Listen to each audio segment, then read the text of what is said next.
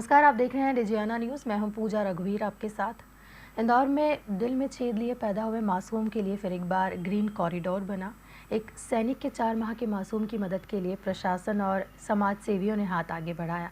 Air ambulance से मासूम को दिल्ली पहुंचाया गया। इन सभी जानकारी के लिए जुड़ेंगे हमारे संवाददाता प्रवीण सावंत जी के साथ। प्रवीण जी, 4 माह के मासूम के लिए एक बहुत ही अच्छी यहाँ पर पहल सामने आई है।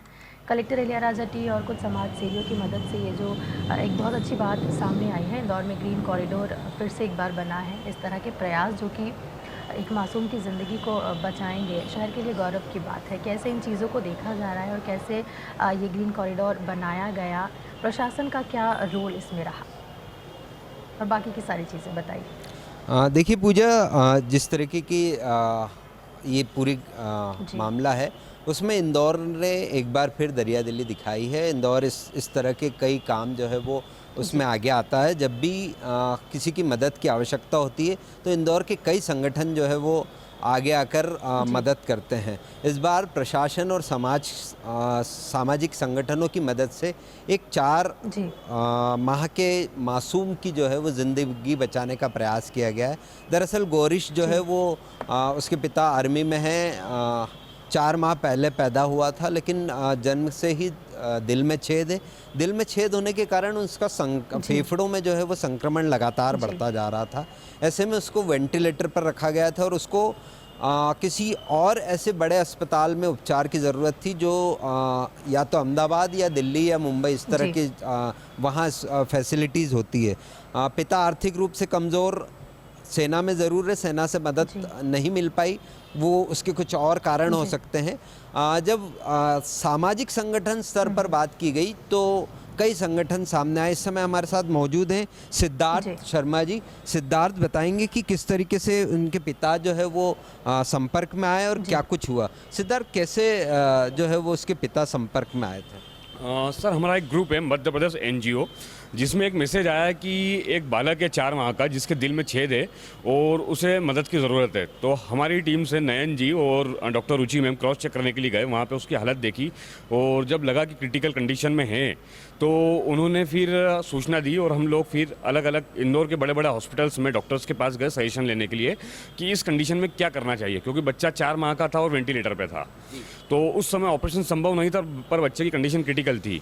तो डॉक्टरों का यही सुझाव था, या तो उसे अहमदाबाद UN हॉस्पिटल लेके जाया जाए या फिर दिल्ली आर्मी हॉस्पिटल लेके जाया जाए, जहाँ बच्चे का प्रॉपर इलाज हो सके। तो इसी कड़ी में हम लोगों ने फिर बात की डॉक्टर से। डॉक्टर ने कहा कि बाय रोड तो जाना मुमकिन नहीं है, आप इसे एयरलिफ्ट कर सकते हैं। बाकी कुछ साथी हैं जो परिवार भी आर्थिक रूप से कमज़ोर था, तो संभव नहीं था ये। हम NGO ने अद्भुत कम्युनिटी द्वारा 70,000 के आसपास लगभग अमाउंट एकत्रित किया। समाधान सेवा से नयन जी ने लगभग 10,000, डॉक्टर रुचि ने 5,000, ऐसे करके हम लोगों ने कुछ अमाउंट एकत्रित किया। चौधराम हॉस्पिटल से ही doctor colonel Norman Sharma ji, उन्होंने आर्थिक सहायता प्रदान की। और फिर भी हम लोग एक समय पे हिम्मत हार चुके थे। ऐसे समय पे चौधराम हॉस्पिटल के CHMO सत्या जी द्वारा कलेक्टर ऑफिस में बात की गई और कलेक्टर महोदय से जैसी ही चर्चा हुई, उनके संज्ञान में जैसे आया, रविवार छुट्टी का दिवस होने के बावजूद सर ने सुबह एकदम निर्णय लिया और कुछ ही समय में अभय बेडेकर सर हॉस्पिटल आए। उन्होंने वहाँ पे 4,90,000 रुपये का चेक प्रदान किया और एयरलिफ्ट की व्यवस्था करवाई।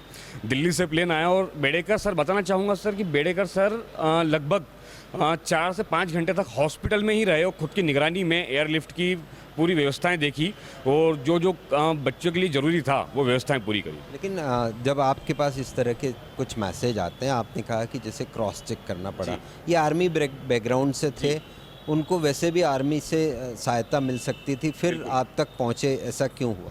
सर, सबसे पहले तो ये महू आर्मी हॉस्पिटल में से जहाँ वेंटिलेटर नहीं था, इसलिए वहाँ से ही डॉक्टर ने इनको चौधराम रेफ़र किया था। अब आर्मी से सहायता मिलती है और आर्मी का नियम भी कि वो लोग प्रोवाइड करते हैं, परंतु वो तब है जब आप इलाज करा के आपके जो बिल्स वगैरह होते हैं वो हॉस्पिटल में आप सबमिट करें, वो रीइंबर्समेंट होते हैं। तो दिनेश जी के पास में, जो बच्चे के गुरीश के पिता हैं, उनके पास में वो अमाउंट भी नहीं था कि वो उसे जमा करा सकें। जिससे वो बच्चे का ट्रीटमेंट आगे लगातार जारी रख सकें। इसलिए आर्मी से सहायता मिलने में थोड़ा समय लग गया और इतना समय भी नहीं था कि हम पेपर वर्क करके आर्मी को इस बारे में प्रॉपर जानकारी दे पाएँ, क्योंकि वो लंबा समय लग सकता था और इस पर बच्चे की जान पे बात आ जाती है। ये आप कब से कर रहे थे? गुरिश के पिता ने आपसे कब संपर्क किया? क्योंकि गुरिश एयरलिफ्ट कल हुआ है, जी सर। उससे पहले से आपसे संपर्क में? सर लगभग 4 दिन पहले से हम लोग इस कार्य में लगे हुए थे और इसमें जो इंदौर वाले ग्रुप है समीर शर्मा जी, उनसे संपर्क किया गया, उनको जानकारी बताई गई। तो डॉक्टर लोटस हॉस्पिटल के डॉक्टर जफर है, उन्होंने कहा कि आप कुछ दिन के लिए जब तक बच्चा नॉर्मल ना हो जाए आप मेरे हॉस्पिटल में रख सकते हैं, आपकी कुछ भी इच्छा हो तो आप पेमेंट देना, अदरवाइज मत देना, मुझे नहीं चाहिए, क्योंकि आर्मी बैकग्राउंड से वो बच्चे की स्थिति क्रिटिकल है। वो भी मदद के लिए तैयार थे। डिवाइन फाउंडेशन से अमित सिंघल जी, उन्होंने स्टार्टिंग से लेकर एंड तक पेपर वर्क हो गया हो या सरकारी अधिकारियों से बात करना हो या फिर हॉस्पिटल प्रशासन से दिल्ली में बात करना हो, अहमदाबाद में बात करना हो, उन्होंने पूरी पेपर वर्क देखा, हॉस्पिटल की जायज़ा लिया। यहाँ तक कि जब बच्चे को एयरलिफ्ट किया गया, वो इंदौर से नंगे पैर बच्चे के साथ में प्लेन में गए थे और वहाँ पर उन्होंने उसकी देखरेख करी। कभी भी कोई और संगठन जिस तरह की, क्योंकि ये एक ऐसा कॉज है, ऐसा काम है जिसमें आर्थिक सहायता बड़ी महत्वपूर्ण रखती है, तब जब आपके सामने फंड जुटाने की बात आई थी तो किस तरीके से आपने फंड जुटाया? सर मैं अद्भुत community empowerment and welfare society से हूँ। हमारे ग्रुप में लगभग 167 मेंबर्स है, 167, और इसमें कोई बैंकर है, कोई व्यवसाय है, कोई शिक्षक है, कोई स्टूडेंट है। तो यहाँ पे एक मैसेज डालना होता है कि हमें इतने फंड की रिक्वायरमेंट है और इस पर्पज़ से चाहिए, तो सभी लोग अपनी इच्छा अनुसार वहाँ पे दान देते हैं। और तो कुछ ही पलों में हमारे पास में 70,000 रुपये के आसपास अमाउंट इकट्ठा हो गया था और उसके बाद हमको मैसेज आया कि कलेक्टर साहब सहायता कर रहे हैं, इसलिए हमने फंडिंग रोक दी थी। अदरवाइज़ बच्चों की एजुकेशन हो या फिर किसी का इलाज हो, किसी को दवाई चाहिए या किसी को राशन चाहिए, हमारी सोसाइटी से फंड कलेक्ट करके हम लोग ये चीज़ें उपलब्ध करा देते हैं। सिद्धार्थ, लंबे समय से आपकी सोसाइटी काम कर रही है, ऐसे में गुरिश के मामले में जब आपने काम किया तो दोनों में कितना मन को जो एक सुकून मिलता है ना, शांति मिलती काम की, समाज सेवा या किसी की मदद करने में। तो 4 माह का मासूम बच्चा था, वेंटिलेटर पर था, दिल में छेद है, इस तरह की जानकारी होने के बाद जब आपने उसके लिए काम किया तो कितना सुकून मिला? सर जब तक बच्चा दिल्ली नहीं गया था तब तक धड़कनें बहुत तेज़ थी, मतलब ये समझ लें कि ऐसा लग रहा था जैसे घर का ही सदस्य है वो, और उसके लिए जितनी भागा दौड़ी कर सकते थे हम लोग हमने की। समाधान सोसाइटी से नयन जी और मैं लगभग 36 घंटे हम लोग हॉस्पिटल में रहे हैं। बहुत सी बार ऐसा होता था कि हम लोगों को सुबह का खाना हम रात को 9 बजे खाते थे, एक टाइम भोजन कर पा रहे थे। ऐसा कोई हॉस्पिटल डॉक्टर नहीं थे जिनके पास में हम लोग मदद के लिए नहीं गए थे।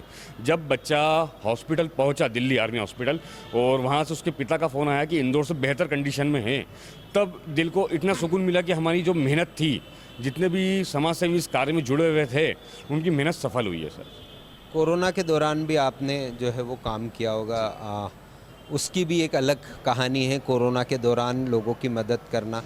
आप अब जब मदद करते हैं, पहले कोरोना के दौरान और अब में आपके सदस्यों की संख्या में कोई इजाफा हुआ है? बिल्कुल सर, सदस्यों की संख्या में इजाफा हुआ है। कोरोना के समय हम लोग लगभग थे 122 लोग, और ये सभी रक्तदाता हैं। मैं जिस तो 167 मैंने आपको बताए हैं, ये सभी रक्तदाता हैं।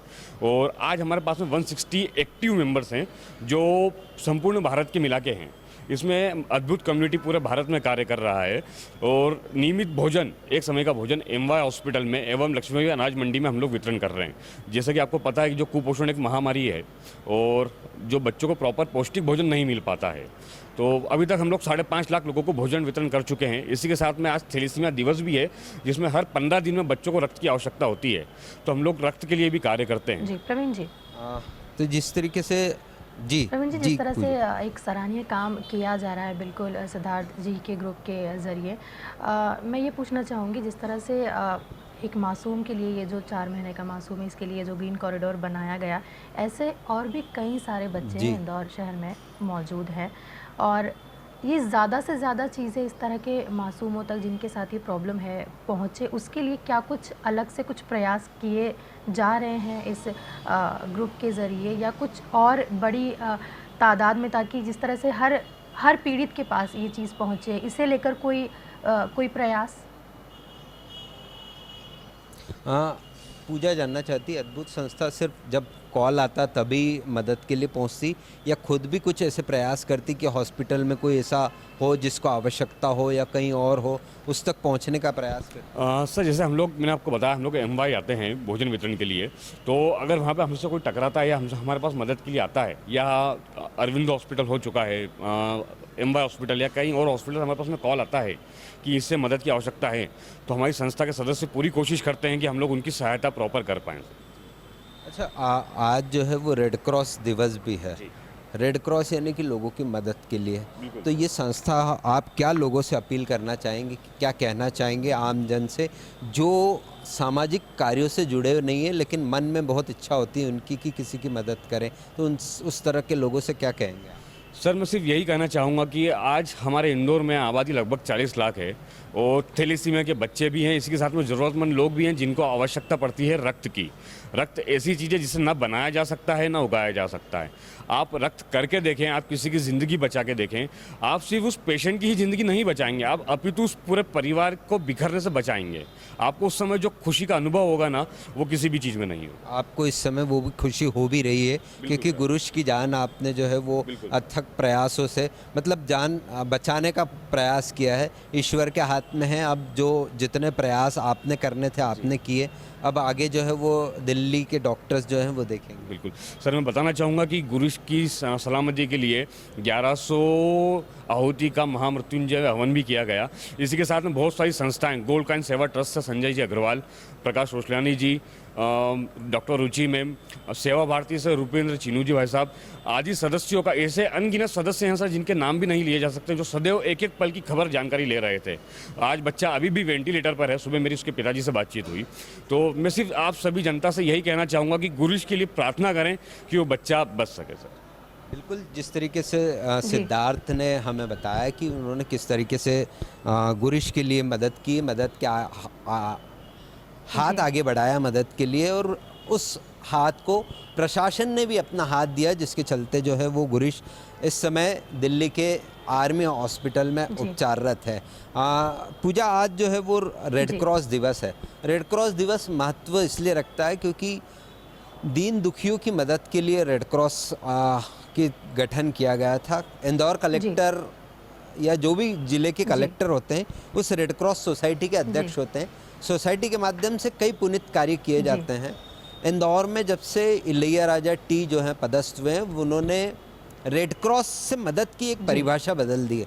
अब तक सिर्फ जो है वो बीमारी के लिए आर्थिक सहायता प्रदान की जाती थी, या अगर माफ़ कीजिएगा, या अगर कोई और मदद की ज़रूरत हो, किसी का परिवार कहीं बिखर गया हो, या फ्लड हो, कोई और ऐसी आपदा हो, उनमें रेड क्रॉस के माध्यम से मदद की जाती थी। लेकिन कलेक्टर इलैयाराजा टी ने जो है वो इसकी परिभाषा बदल दी और ऐसे लोगों की मदद कर रहे हैं, ज़रूरतमंद लोगों की, असहाय लोगों की, कि जिससे उनको कहीं ना कहीं ये रहे कि सही व्यक्ति की मदद हो। हम आपको बताएं कि दिव्यांग दंपत्ति आते हैं, अगर वे पूरी तरीके से नेत्रहीन हैं तो इंदौर कलेक्टर ने उनको आवास दिलाने के लिए रेड क्रॉस के माध्यम से मदद की है, यानी कि उन्होंने रेड क्रॉस से मदद का एक नया रास्ता खोजा है।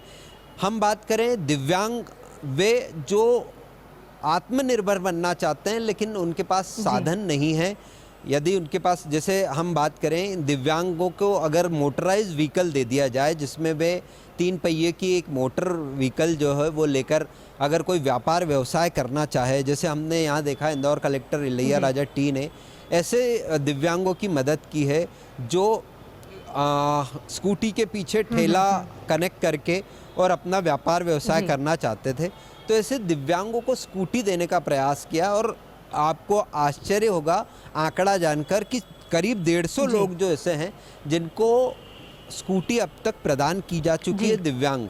तो ये रेड क्रॉस से मदद का एक नया तरीका है।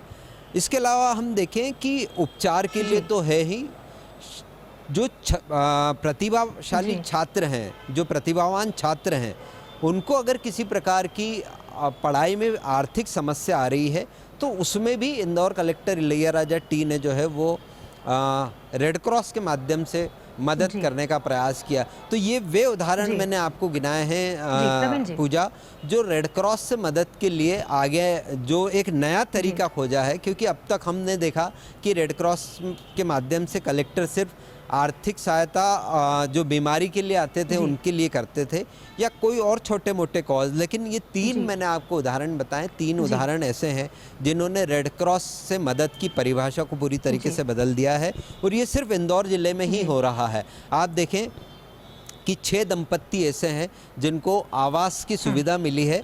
आवास में पूरा पैसा रेड क्रॉस के माध्यम से नहीं दिया गया, लेकिन जो इनिशियल राशि भरनी होती है नगर निगम में, उस राशि को भरने के लिए रेड क्रॉस के माध्यम से जी। मदद की गई, ताकि वो दिव्यांग परिवार, नेत्रहीन परिवार अपने खुद के घर में जो है वो जी। निवास कर सके। तो इस तरह की मदद का सिलसिला चालू हुआ है इंदौर में, और जी। ये लगातार चलता रहेगा। प्रवीण और जी।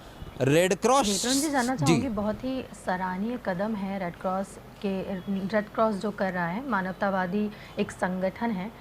हम शहर की बात नहीं करते, हम पूरे देश में ये रेड क्रॉस जो है, इसकी शाखाएं हैं। ये जो इस तरह से ये जो ग्रुप्स है, जो संस्थाएं हैं, ये ज़्यादा से ज़्यादा लोगों तक कैसे पहुँचे? क्योंकि कई बार लोगों को इन संस्थाओं के बारे में ज़्यादा जानकारी नहीं होती, और इन संस्थाओं के बारे में ज़्यादा जानकारी होनी चाहिए, क्योंकि बहुत से पीड़ित लोग हैं जिन्हें इनकी ज़रूरत है। लेकिन क्योंकि ज़्यादा शायद प्रचार ना होने की वजह से कुछ लोग इन तक पहुंच नहीं पाते, तो उन्हें इन तक पहुंचाने के लिए क्या कुछ कदम उठाए जाने चाहिए? नहीं, देखिए, बिल्कुल आपने सही बात उठाई है, लेकिन जनसुनवाई एक ऐसा माध्यम जी। बना है पूजा, और इंदौर कलेक्ट्रेट में होने वाली जनसुनवाई खासकर इस पर जोर देकर जी। बात कहूँगा कि जनसुनवाई ऐसा माध्यम बना है जहाँ से गरीबों को जो है वो उनकी मदद जी। के लिए वहाँ तक पहुँचते, और वहाँ से फिर रेड क्रॉस की सहायता प्रदान करने के लिए जी। रास्ते खुलते हैं। तो ये इंदौर कलेक्ट्रेट की जनसुनवाई एक ऐसा माध्यम बन गई है जहाँ कोई भी पीड़ित, दीन दुखी, जी। असहाय, दिव्यांग पहुँचता है तो उसकी मदद जी। अवश्य होती है। और मैंने जिस तरीके से शुरुआत में कहा था कि इंदौर दरिया दिलों वाला बिल्कुल। का शहर है, इंदौर में अगर इस तरह की कहीं कोई बात सामने आती है जब मदद के लिए, तो सैकड़ों हज़ारों हाथ जी। उठकर जी। आगे आते हैं। जैसे अभी आपने सुना सिद्धार्थ जी। शर्मा, उनकी संस्था है अद्भुत। उसके अलावा सैकड़ों संस्थाएं, बस आपको वहाँ तक पहुँचने की ज़रूरत है, मदद के हाथ आप तक जी। ज़रूर पहुँचते हैं।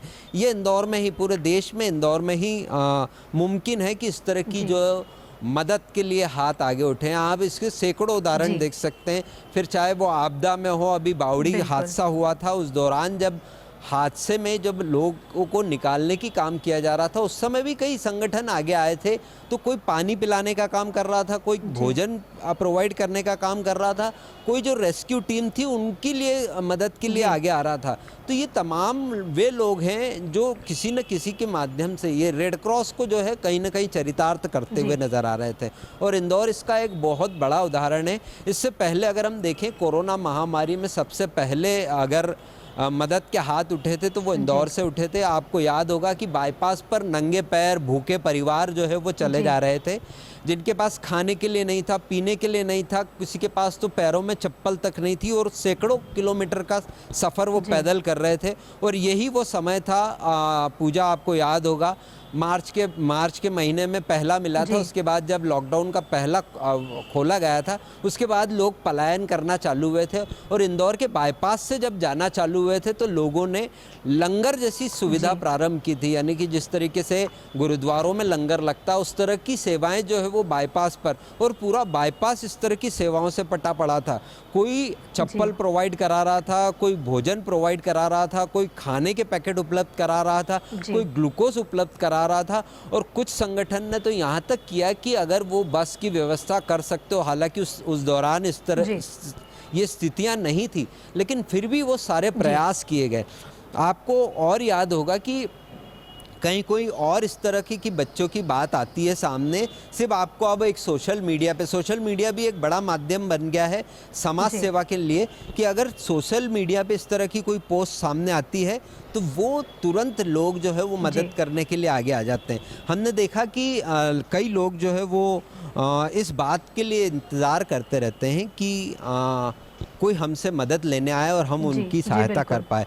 इंदौर कलेक्टर के पास भी कई लोग जो हैं वो यहाँ पहुँचते हैं, कई सामाजिक संगठन पहुँचते हैं और वो ये प्रयास करते हैं कि अगर हम किसी और के काम आ सके तो प्रशासन के माध्यम से, प्रशासन एक कड़ी बने और हम उनके बिल्कुल। माध्यम से जो है वो जी। उनकी मदद करें। आप देखिए, एक उदाहरण देश के कई और से आया, आज सुर्खियों में भी है, मीडिया की सुर्खियों में भी है कि कई लोग पहले पैसे देकर बिल्डिंग बनवाते जी। थे, यानी कि शासन को पैसा दे दिया, बिल्डिंग बनाई कि किसी और काम से, वृद्धाश्रम, अनाथाश्रम या और स्कूल जी। या प्याऊ, इस तरह के जो परोपकार जी। के काम हैं वो। लेकिन अब उन्होंने एक नया तरीका किया है, वो खुद बिल्डिंग खड़े होकर बनवाते हैं ताकि जी। गुणवत्ता हो, उनको इस बात की संतुष्टि हो कि उन्होंने जो पैसा दिया है या जो वो मदद करने के लिए आगे आए हैं वो कहीं ना कहीं पूरी तरीके से जी। सही हो। तो वो किसी भी प्रकार की गुणवत्ता से भी वो जो है वो कहीं भी ये नहीं रख रहे हैं कि गुणवत्ता में किसी जी, कोई जी। कमी हो। तो खुद की देखरेख में निर्माण करके भवन और फिर प्रशासन जी। को सौंपते हैं, तो ये भी एक मदद बिल्कुल। का तरीका अपना अलग है। जी, इंदौर इस बिल्कुल। मामले में प्रवीण है जी, ही। इंदौर की तासीर यही है, परोपकारी यहाँ है, परोपकार हर किसी के अंदर यहाँ पर है, ये इंदौर की तासीर बोलना इसे गलत नहीं होगा। अगर हम बात करें कि ऐसी संस्थाओं की जो मदद करती है, तो कई सारी ऐसी संस्थाएं हैं, कोरोना काल में भी ऐसी संस्थाएं सामने आई हैं और उसके पहले भी, उसके बाद में भी, अभी तक भी है। अगर हम रॉबिन हुड आर्मी करके भी एक संस्था है जो खाना खिलाने का काम करती है, ऐसे ही बहुत सारे लोग हैं जो इस तरह की समाज सेवा में अपना हाथ यहाँ पर बटाते हैं। खाना स्टोर करने का भी कुछ दिन पहले चलन हुआ था, जो कि शायद अभी भी कहीं ना कहीं इंदौर की सड़कों पर नज़र आता है। फ्रिज जैसा कुछ बना होता है, वहाँ पर आप सुबह का खाना अगर है आपके पास, अच्छा खाना है तो आप रख सकते हैं।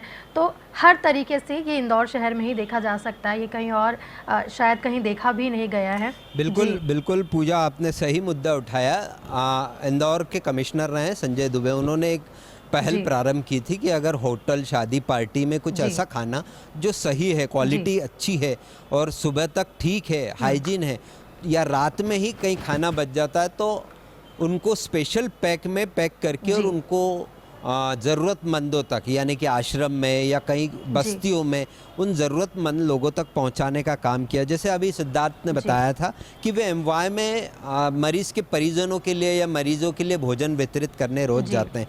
सिद्धार्थ की अद्भुत संस्था के अलावा कई और संस्थाएं हैं जो इस तरह का परोपकार का काम प्रतिदिन अस्पतालों में करती हैं। वे छोटे छोटे फूड पैकेट बांटने का काम करती है या क्विंटलों से खिचड़ी बनाकर लाते हैं, क्योंकि खिचड़ी एक ऐसा पौष्टिक आहार है जो मरीजों के लिए उस समय जब अस्पताल में भर्ती हों उस दौरान उनके लिए बहुत मुफीद होता है।